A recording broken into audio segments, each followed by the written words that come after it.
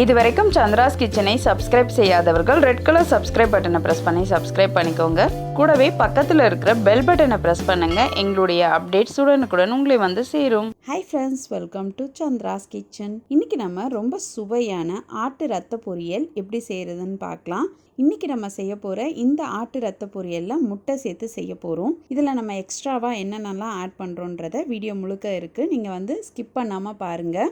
ஏற்கனவே நம்ம ஆட்டு ரத்தத்தை எப்படி சுத்தம் பண்ணுறது, அதை எப்படி பொரியல் பண்ணுறதுன்னு பார்த்துருந்தோம்.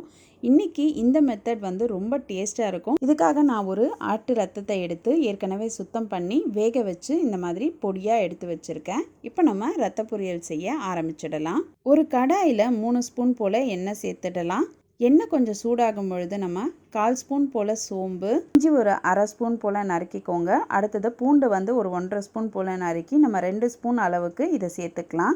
ஒரு கொத்து போல் கருவேப்பிலை, ஒரு பச்சை மிளகாவை கொஞ்சம் பெருசாக நறுக்கி இதோட சேர்த்து நல்லா இதை வதக்கிடுங்க.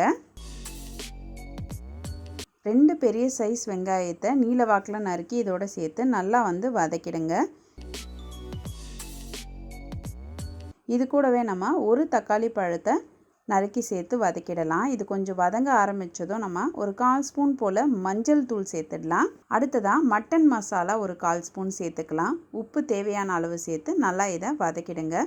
இது கொஞ்சம் வதங்க ஆரம்பிக்கும் பொழுது நம்ம 1/4 டம்ளர் போல் தண்ணி சேர்த்து நல்லா இதை வதக்கிடலாம். இன்னும் ஒரு 1/4 டம்ளர் தண்ணி சேர்த்துக்கலாம். அடுத்தது இப்போ ஒரு 1/2 டம்ளர் போல் நம்ம தண்ணி சேர்த்துருக்கோம். இது லைட்டாக கொதிக்க ஆரம்பிக்கும் பொழுதே நம்ம ஏற்கனவே சுத்தம் செஞ்ச ஆட்டு ரத்தத்தை வேக வச்சுருக்கேன். அதை வந்து நம்ம பொடியாக வந்து உதிர்த்து வச்சுருக்கோம். அதை இதோட சேர்த்து நல்லா கலந்துடலாம். இப்போ இது நல்லா கலந்து கொஞ்சம் வந்து எல்லாமே சேர்ந்து வர மாதிரி இருக்கும் பொழுது சிம்மில் வச்சுருங்க. சிம்மில் வச்சுட்டு இது அப்படியே ஓரமாக வந்து நம்ம ஒதுக்கி விட்டுறலாம். ஆட்டு ரத்தம் வந்து பார்த்திங்கன்னா நம்ம நல்லா சுத்தம் பண்ணும்போது எந்த ஒரு நீச்சு வாசமும் வராது.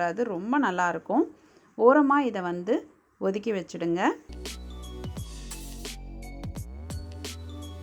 1 ஸ்பூன் போல் எண்ணெய் சேர்த்துக்கலாம். எண்ணெய் சேர்த்துட்டு 2 முட்டையை வந்து நம்ம உடைச்சி இதோட ஊற்றிடலாம்.